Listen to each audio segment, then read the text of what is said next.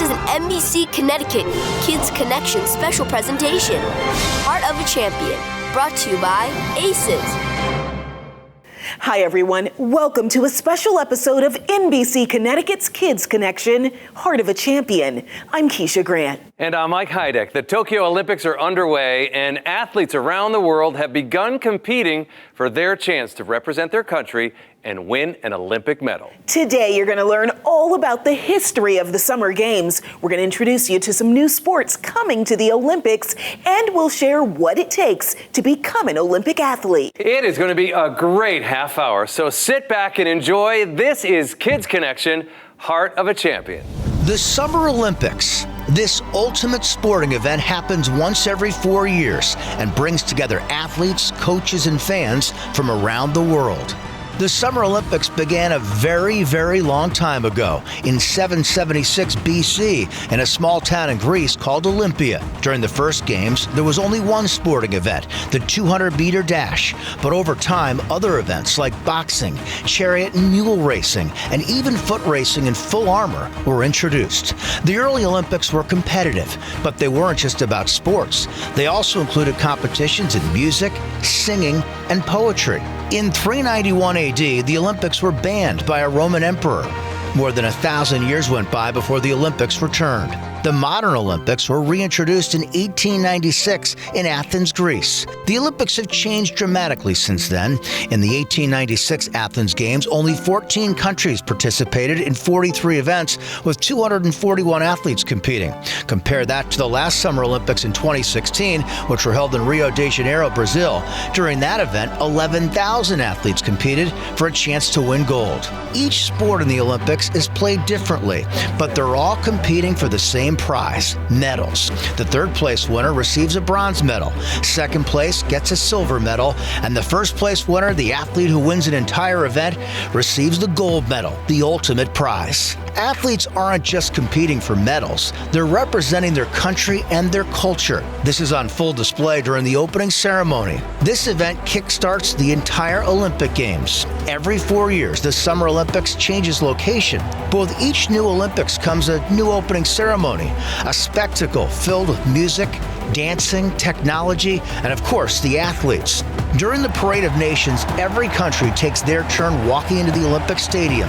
It's one of the highlights of the entire Summer Olympics, a moment athletes look forward to their entire lives. Over the past few decades, the Summer Olympics have taken athletes around the world to places like Rio de Janeiro, London, China, and Australia.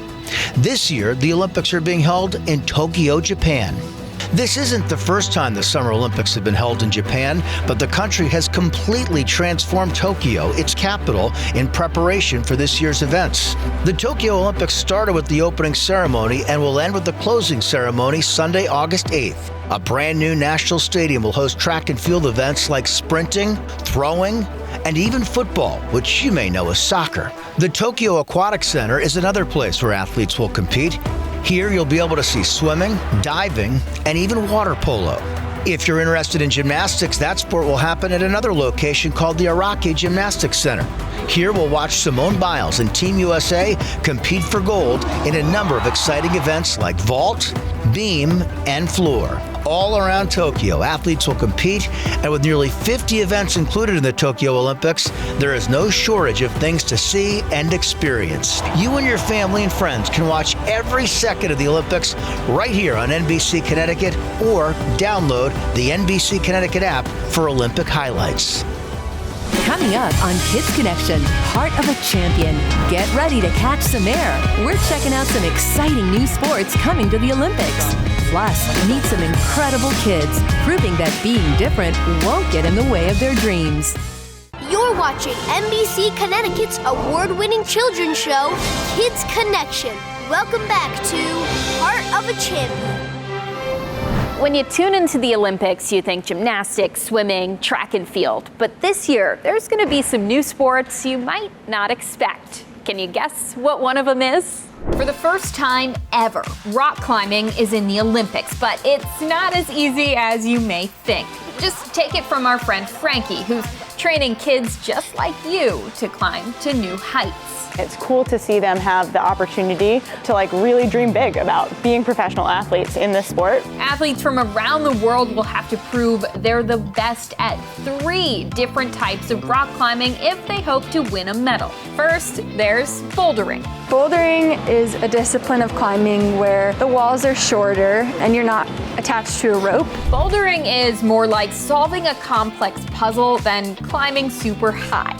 But if you're looking for heights, the second discipline is for you. It's called lead climbing. Lead climbing is more about how efficient can you be on the wall? How many moves can you do before failure? One of the hardest parts about lead climbing is just really how long the climb is, and so you can get pumped if you run out of endurance. It takes a lot of energy to reach the top and can be a bit scary. But as our friend Aria reminds us, If I fall, the worst I do is bump into the wall, it'll be fine. the final type of climbing is all about going fast. It's right in the name, called speed climbing.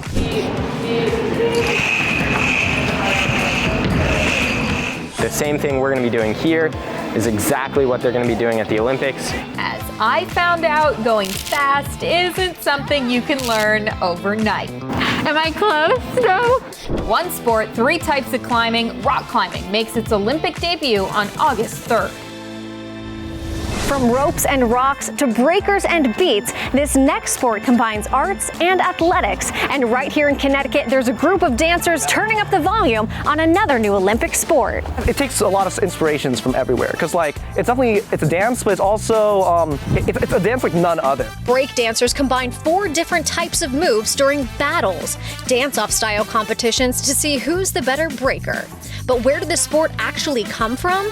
It was created in the early 1970s in Bronx, New York. All they needed was just music, some cardboard on the streets, and they just created this dance form that's now a worldwide phenomenon. I'm new to breakdancing. I know nothing about it. Talk to me about the fundamentals of breakdancing. Yeah, sure. So first off, just starting off with top rock. Usually they just walk in with a lot of just style and just hyping up the crowd. Second is footwork. So now footwork is when you're dancing on your hands and feet. A lot of times it's the same moves as top rock, but your hands are also on the ground. Component number 3 is power. It's usually a circular motion, requires a lot of momentum, and usually your feet are not touching the ground. And then the 4th and final component, usually it's when you end a set, and that's a freeze. So after you've done all of that, then you decide to just hold it. It sounds easy, right? Yeah, basically. Breakdancing has already been introduced at the Junior Olympic Games, but won't make its big-time debut until the 2024 Summer Games in Paris, France. So if rock climbing takes strength, breakdancing takes rhythm, this next sport, it takes guts. That's right, we're talking skateboarding.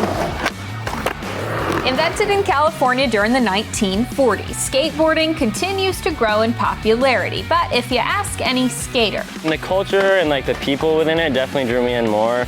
And the sensation of landing a trick is literally nothing else I've ever experienced. It's amazing.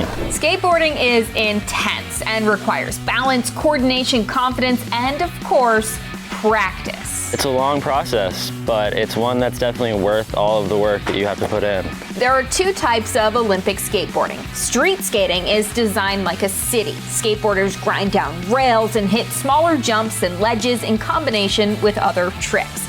Park skating is more about style, combining big moves together to wow the judges. But as Haddon points out, You're going to see a lot of big tricks and you're going to see a lot of little tricks, and the difference between those is hard to tell. if you're sitting at home wondering how you can start skateboarding, Haddon says the best thing to do is jump right in. It really is a loving community and everyone wants everyone else to be skateboarding. Skateboarding makes its Olympic debut on Sunday, July 25th.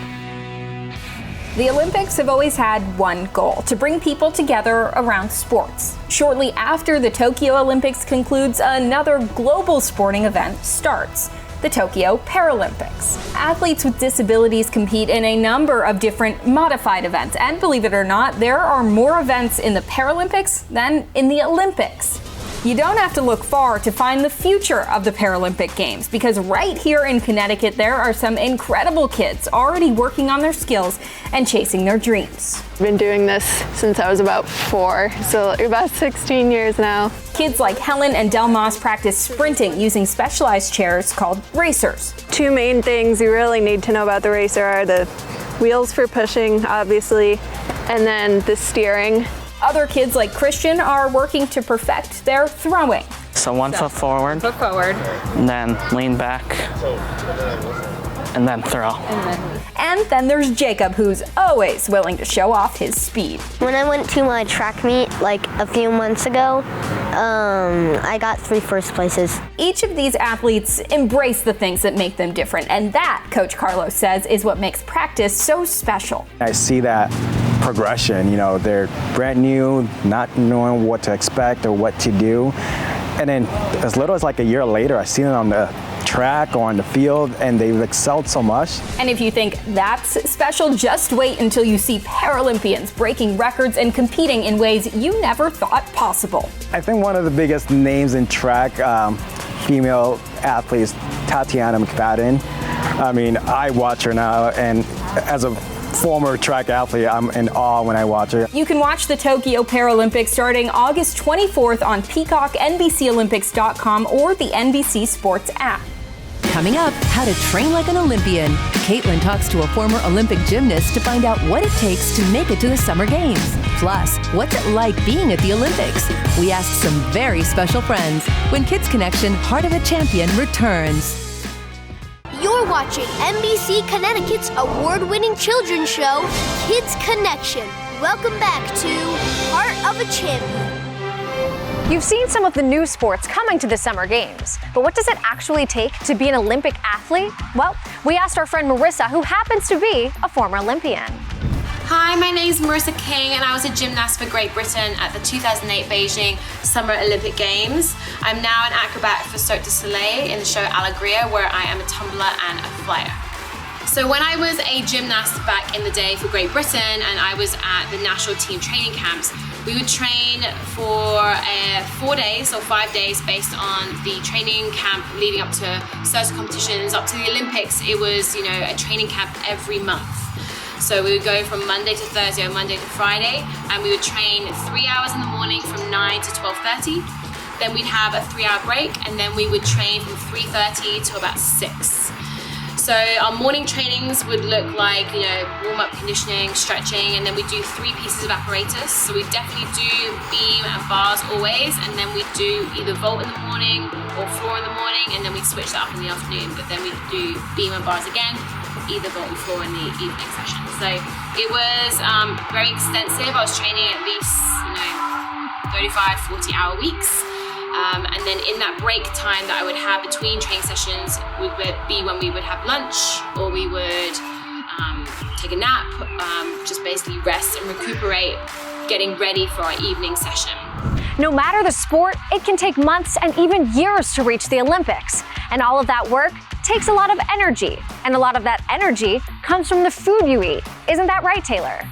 That's right, Caitlin. Being an Olympian takes a lot of hard work. Hi, kids. It's Taylor Kinsler from CT Live. Athletes train year-round and need a lot of energy to keep up their strength. We also need a lot of energy. So that's why I wanted to share this healthy and delicious no-bake energy bite recipe with you. Head over to NBCConnecticut.com/kidsconnection to watch our brand new cooking video now.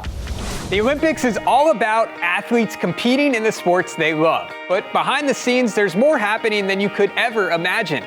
It takes a whole lot of technology and people to bring the Olympics from Tokyo to your screens at home. So we wanted to share just a bit about their experience covering such an incredible worldwide event. We asked you to submit your questions about the Olympics and brought in some very special guests to help answer them. Just like athletes work hard to make it to the Olympics, it's a huge honor for sports broadcasters to cover the games too. What makes the Olympics special is the people. It's the athletes. It's these young people. I saw Simone Biles as well, which just seeing her live, it's one of those moments that you never forget. I mean, they're all special. Every single trip was great, but I think London stands out. How many Olympic Games have you covered? This summer, the Tokyo Games will be my 4th Olympics. I've covered 2 Olympic Games so far. I have covered now 2 Olympic Games, 2016 Rio, the Summer Games, and then 2018 Pyeongchang.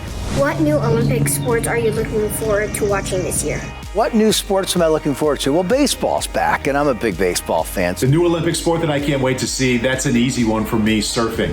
Athletes are also taking boards from the water to the park for another highly anticipated competition. One of the new sports is skateboarding, and as a kid, we've all had a go at it. Watching young men and young women get on those skateboards and do all the tricks that they're going to be doing, I just love to see. What was your favorite Olympic location to visit? My favorite Olympic location to visit was probably Atlanta back in 1996. I remember me and my mom and dad had tickets to handball. I had never heard of handball before, but I got really into it. Gosh, they're all so different, but I think the first one because it was so memorable to me. Going overseas to Russia, being a part of the broadcast team for NBC Sports for the Olympic Games was a total dream come true. What was your most memorable experience or event while covering the Olympics? My most memorable experience, probably covering biathlon in 2018 in the mountains of South Korea. All night events, very, very frigid, very cold. Certainly 2002, the Winter Olympics in Salt Lake City, Utah, one of the great Olympic winter stories of all time. Jimmy Shea of West Hartford, gold medalist in skeleton. His final run, he wins gold by a fraction of a second in skeleton, and we happen to be the only station, not just local, we were the only station period there to cover that moment. He took a picture from his helmet of his late grandfather, and he was hugging his father, and it was a moment I will never forget. If those experiences and opportunities sound awesome to you, listen up. What advice would you give kids who want to become a sports broadcaster? Practice, practice, practice. Sit in front of the TV. I had a tape recorder growing up. I'm literally living my dream job every single day. Just start practicing now in front of the camera, start watching sports, reading sports, and you'll be well on your way. But being on TV is only one part of being a sports broadcaster. Continue to educate yourself. Be informed, not just about the sport that you love, but about the world at large. Start with that passion for sports. Just love it. And if you love it, you'll want to read about it, you'll want to write about it, you'll want to talk about it, and those are the skills that you'll need to become a sportscaster someday. After the break, we find out the true meaning of teamwork. Mike and Molly are back with a fun new art project, and this time, they're teaching us how to make an Olympic torch. Kids Connection Heart of a Champion will be right back. You're watching NBC Connecticut's award-winning children's show, Kids Connection. Welcome back to Heart of a Champion. We see competition throughout the Olympics in the form of baseball, volleyball, and basketball. But the importance of being on a team stretches far beyond the competition. And here in Hartford, teamwork is all about jumping towards your goals together. Each and every one of these kids did not know how to jump until they started coming to the program. You may not think about jump roping as a team activity, but here in Hartford, kids of all ages are learning about double dutch and just how important it is to work together. If the ropes don't turn, the jumper can't jump. So this is kind of like the very definition of teamwork, right? Like you need to rely on those turners. And the turners have to rely on the jumper. If you don't have a jumper in the rope, you don't have any points.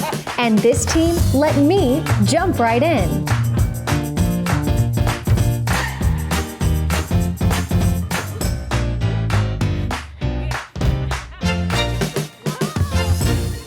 Relying on one another is nothing new to the Simsbury crew team either. Teamwork's super important. Everybody's got to be in unison or we'll be super slow or the boat's offset and starts to tip to one side. Crew is a sport that involves 9 people in a really narrow boat. You have 8 rowers and 1 coxswain, someone who leads the boat. Success in this sport means working together and trusting your teammates. And knowing that the guy in front of you and the guy behind you are both going through the same thing, they're going to be pulling just as hard as you are, if not harder, and that if you guys want to win as a team, you all have to put out in the same way. Trying new things, like crew, can be hard, but having friends and coaches on your side makes it much easier. When doing something different or putting yourself out there, I think you just gotta be comfortable being uncomfortable. You'll find your place and you'll find what you can do. Teamwork has just been that bonding experience, making us closer and like being best friends for life. Even in sports like running, where you're doing the activity yourself, teammates and coaches are super important. If one person is having a hard time, you could probably go over to them and talk to them or help them or somehow. The Girls on the Run organization teaches important life skills like being healthy and confident through running. Girls on the Run has really taught me how really to be a better person and support all my friends that are in need and stuff, and really just make new friends and support them in any way they needed. And sometimes the importance of being on a team stretches far beyond the sport itself. It's not just about the running, it's really about like the girls and how we can really be there for each other and just have fun. It's taught me about supporting each other, and if you're together and you're using teamwork, it's much better than doing it by yourself. From running and rowing to jumping. A team is a team. There's no I in team. Hi everybody, Mike Heideck with my daughter Molly, and we have the perfect way to get your little ones fired up for the Olympics this time around. We're gonna help you make your own torch, super simple, just a few supplies, and you can do it in just a few minutes. All right, what are we getting? So for the supplies for the torch, you need a paper towel roll. Next, you need these cupcake liners, and we chose foil outside because reflectiveness, it kind of looks like a flame. Then you have some tissue paper. Then you have these little battery-powered tea lights, and you put them in the middle, and that's actually what makes them glow. And? Some gold paint.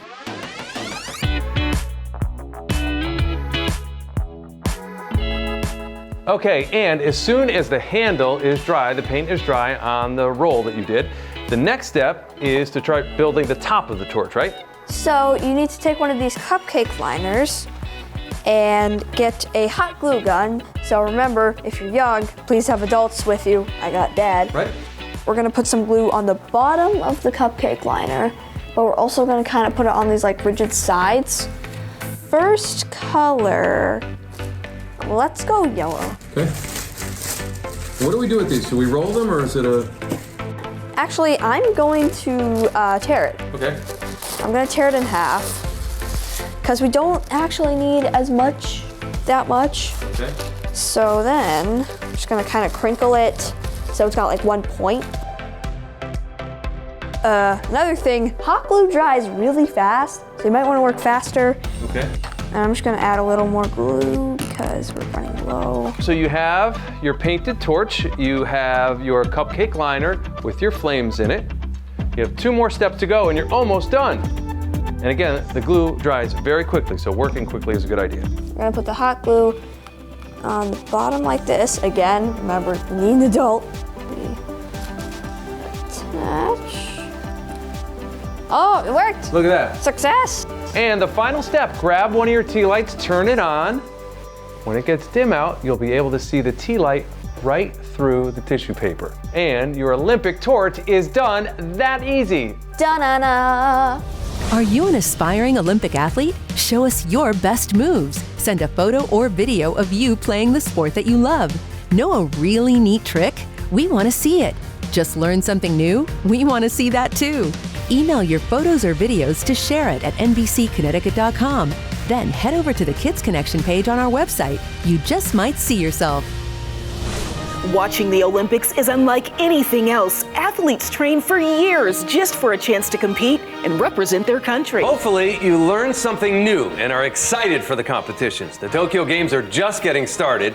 From now until August 8th, you can watch the Olympics every single day right here on NBC Connecticut. You can also head to our website, NBCConnecticut.com/Kids Connection to download fun Olympic-themed activities that you can do while you're watching the games. And we have a ton of other Kids Connection videos we know you'll love. You can find them on our website, the NBC Connecticut YouTube channel, and Roku. Thanks so much for watching NBC Connecticut's Kids Connection, Heart of a Champion. We'll see you next time.